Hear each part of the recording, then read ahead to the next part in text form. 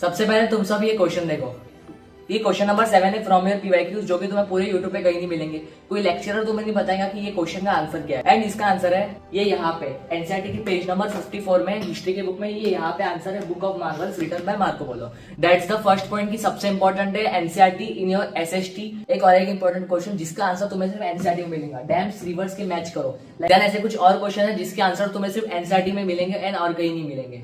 Before starting, make sure you all have notebooks right now to make notes and to score 100. Firstly there is 60 days time table जो आज से लेके 4th of Feb तक रहेगा। Then इसमें तुम्हें PYQ analysed questions मिलेंगे, then NCERT preferred and board proven questions मिलेंगे। अब मुझसे बहुत सारे लोग पूछते हैं कि एसएसटी में 100 मार्क्स कैसे लाए। This is all the criteria. सबसे पहले SST is most scoring subject, ठीक है। सबसे पहले जो 95% क्वेश्चंस रहते हैं will come from your NCERT and competency questions आएंगे। सेकेंडली तुम्हें बहुत सारे क्वेश्चंस मिलेंगे फ्रॉम योर पीवाईक्यूज जो कि रिपीट होंगे एंड मैं आज ये वीडियो में दिखाने भी वाला हूँ। देन मैप वक्त तो बहुत इजी है, अगर तुम रोज प्रैक्टिस करो तो तुम्हारे 5 मार्क पूरे मैप में बन ही जाएंगे। There are some golden rules that I followed in SST. सबसे पहले तो मैंने हर एक क्वेश्चन का आंसर पॉइंट वाइज लिखा था, लाइक 3 मार्क के क्वेश्चन में 3 पॉइंट्स लिखा था, 5 मार्क के क्वेश्चन में 5 पॉइंट्स। सेकेंडली मैंने एनसीईआरटी रीड करके जितने उसके एग्जांपल्स थे, जितनी उसकी थ्योरी पार्ट थी, उसके की पॉइंट्स मैंने वो आंसर्स में डाले थे to increase my weightage.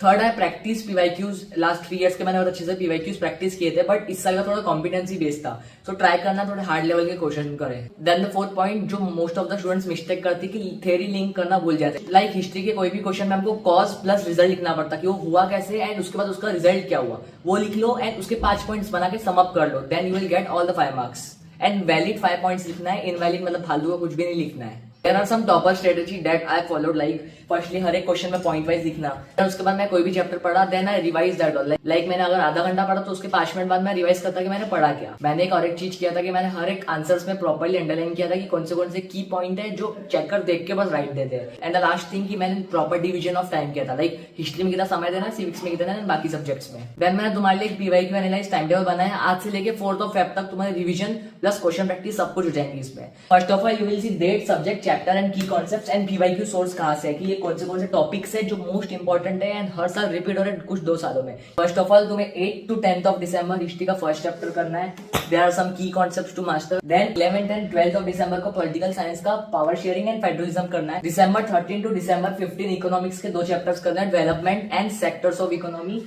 There are some key concepts like per capita income हर साल रिपीट होता है, एचडीआई रिपोर्ट भी हर साल रिपीट होता है, जो मोस्ट इंपॉर्टेंट टॉपिक्स है। 16th and 17th of December में ज्योग्राफी का रिसोर्स एंड डेवलपमेंट चैप्टर करना है, one of the most important, जिसमें लैंड वगैरह के बारे में ज्यादा पूछते हैं, सॉइल्स वगैरह के बारे में ज्यादा पूछते हैं। देन सबसे important chapter of history and most weighted chapter 18 to 23rd of December तुम्हें सेकंड चैप्टर करना हिस्ट्री का, पूरा 6 डेज का वेटेज देना इस पे। ये इंपॉर्टेंट टॉपिक्स है, you have to focus on this more, but इससे इंपॉर्टेंट तुम्हें एनसीईआरटी पूरी पढ़नी है। 24 to 26 ऑफ दिसंबर तुम्हें ज्योग्राफी के 2 चैप्टर्स करने हैं, agriculture and forest and wild life resource.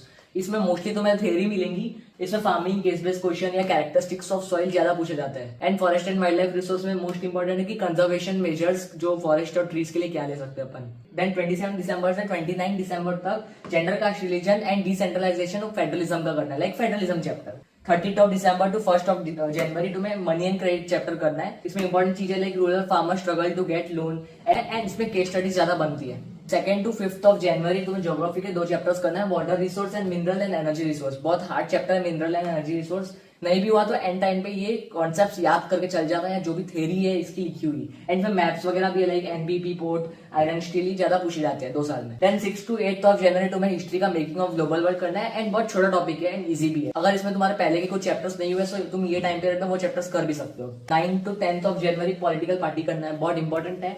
And इसमें मेजर क्वेश्चंस लाइक बनते हैं main function of political party, challenges face by parties या multi party system in India and single party system in China. 12 to 14th of जनवरी manufacturing industry and lifeline of national economy. ये chapter से सिर्फ maps आते हैं, but ये chapter manufacturing industry बहुत important है। लाइक इसमें बैकबोन ऑफ इकोनॉमी क्यों बोलते हैं, हर बार पूछे जाता है एंड मोस्ट इंपॉर्टेंट है।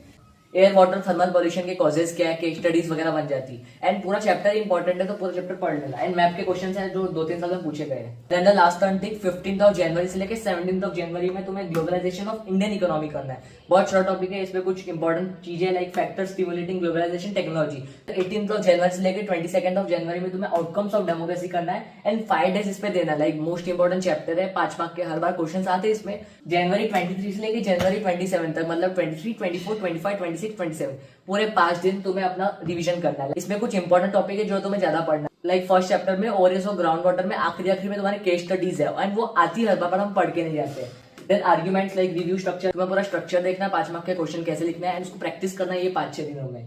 वेरी शॉर्ट आंसर हम आगे बताने वाला जो इंपॉर्टेंट है, एमसीक्यूज कौन से इंपॉर्टेंट है। So till now we saw कि पीवाईक्यूज इंपॉर्टेंट है, एनसीईआरटी पूरी इंपॉर्टेंट है, फिर एनसीईआरटी बॉक्स एंड कार्टून करके चल जाना एंड उसके साथ साथ तुम्हें राइटिंग प्रैक्टिस करना है, जिसके लिए मैंने ये वाली वीडियो बना दिया, you can go and check out. तुम सबके मन में एक डाउट रहता है कि नोट्स कैसे बनाए लास्ट टाइम पे। जो तुम्हारी बुक है एनसीईआरटी की, read that NCERT, underline important points and बाजू वाले स्पेस में लिख लो पूरा अच्छे से एंड उसको बार बार रिवाइज करो एंड राइटिंग प्रैक्टिस तुम्हें रोज करना ही पड़ेगा, एक क्वेश्चन एटलीस्ट। अब भैया हमारा 27 जनवरी तक तो पूरा रिवीजन हो गया, उसके बाद करना क्या, प्रैक्टिस कैसे करेंगे। 28 जनवरी में पूरा एक मॉक देना, एक टेस्ट दे देना पूरे सिलेबस की। देन 29 जनवरी में तुम्हें एनालिसिस एंड करेक्शन करना, अपने टीचर्स को दे देना चेक करने या खुद चेक करना आंसर सही है एंड उसके मिस्टेक्स देखना हुए कहाँ पे। देन 30 जनवरी में फुल मॉक टेस्ट 2 दे देना। 31 जनवरी को केस स्टडी के जितने क्वेश्चंस मिल रहे हैं, एमसीक्यूज जितने क्वेश्चंस ज्यादा एक्स्ट्रा मिल रहे हैं वो कर लेना। देन फर्स्ट फैब को फिर से तुम्हें एक पेपर सॉल्व करना है फॉर एसएसटी एंड फैब 2 को तुम्हें एमसीक्यूज एंड मैप की प्रैक्टिस करना है। एज यूजुअल यहाँ पे केस स्टडी करना है, यहाँ पे एमसीक्यूज एंड ये करना है। देन फैब 3 अब तुम्हारे जितने भी 5 मार्क के क्वेश्चन थे, 3 मार्क के क्वेश्चन थे, पूरे वो रिव्यू करना है। लाइक पूरे एनसीईआरटी तुमने पढ़ ली, नोट्स बना लिया, उसको रिव्यू कर लिया। उसके बाद जितने मैंने की कॉन्सेप्ट प्रोवाइड किए उसके पूरे क्वेश्चंस तुम एक बार याद कर लेना, जितनी डेफिनेशन है पूरे एसएसटी की बुक में उसको याद कर लेना अच्छे से। देन फैब 4 सबसे इजी डे है, ये डे में तुम्हारे पास लाइट रीडिंग करने पूरे एनसीईआरटी की या रिवीजन करना है। उसके साथ साथ तुम्हें हिस्ट्री के जितने डेट्स थे, हिस्ट्री के डेट्स वो याद करना है एंड मैप पॉइंट्स याद करना है। यहाँ पे कुछ एमसीक्यूज है जो पिछले 2 साल में हर एक सेट में आए हैं एंड इस साल भी आ सकते हैं। लाइक हिस्ट्री में यूनिफिकेशन पे एमसीक्यूज आए हैं, प्रिंट कल्चर पे एमसीक्यूज आए हैं, माइग्रेशन एंड ग्लोबलाइजेशन पे स्क्रीनशॉट ले सकते हो। देन पॉलिटिकल साइंस पे पावर शेयरिंग एंड फेडरलिज्म पे आया है। ज्योग्राफी में क्रॉप्स वगैरह के ऊपर आया था इस साल। एक और एक इंपॉर्टेंट क्वेश्चन जिसका आंसर तुम्हें सिर्फ एनसीईआरटी में मिलेगा, डैम्स रिवर्स के मैच करो। लाइक हीरोकुंड महानदी, नागार्जुन सागर कृष्णा, गांधी सागर चंबल, ये इंपॉर्टेंट है एंड जो एनसीईआरटी पढ़ के गया था उसको ये आंसर आए थे। देन मिनरल्स का ऑकरेंस पे आया था, assertion reason based on mineral being indispensable and their mode of occurrence, जो तुम्हारे एनसीईआरटी की लाइन है वही यहाँ पे लिखी हुई पूरी। सॉइल पे क्वेश्चन आया था, कैरेक्टरिस्टिक्स ऑफ सॉइल एमसीक्यूज में कि रेड्यूस्ड सॉइल किसको बोलते हैं। देन इकोनॉमिक्स में आया था क्रेडिट एंड लोन्स पे कि difficulty face by farmers in taking loan from government bank, बहुत इंपॉर्टेंट टॉपिक है। देन एक ग्लोबलाइजेशन टेक्नोलॉजी पे असर्शन रीजन आया था। This are some important long answer of history जो हर 2-3 साल में रिपीट हुए हैं। एक इंपॉर्टेंट है लाइक फ्रेंच रेवोल्यूशन से क्या चेंजेस आए थे। Second Napoleonic code of conduct, उसमें क्या चेंजेस आए थे, उसके एडमिनिस्ट्रेशन के बारे में पूरा।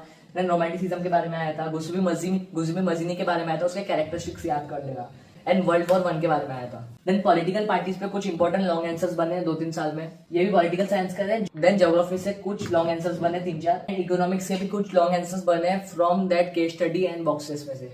This are some of the highly repetitive case study जो 2-3 साल में आए हैं। लाइक हिस्ट्री में प्रिंट एंड सेंसरशिप आया था, सिविक्स में डिसेंट्रलाइजेशन आया था, ब्राजील वाले क्वेश्चन आया था एंड लोकल सर्च गवर्नमेंट के बारे में आया था एंड इकोनॉमिक्स में मनी एंड क्रेडिट में से आया था। तो अनिल एंड 2-3 लोगों के बारे में story like they are trapped into debt trap and वो रीपेमेंट कैसे करे इसके बारे में केस स्टडी बनी थी इस साल। These are some of the important maps जो 2-3 साल में बने थे। हिस्ट्री में नागपुर एंड कलकत्ता, मद्रास, चेन्नई एंड ये डांडी अमृतसर वगैरह के बारे में आया था। देन ज्योग्राफी में लोकेशन आए थे, डैम्स के बारे में, न्यूक्लियर पावर प्लांट के बारे में आए थे। Major ports and software technology park like Bengaluru को हम टेक हब भी बोलते हैं। उसके साथ साथ आयरन एंड स्टील प्लांट के बारे में आया था एंड एग्रीकल्चर चैप्टर से भी आया था।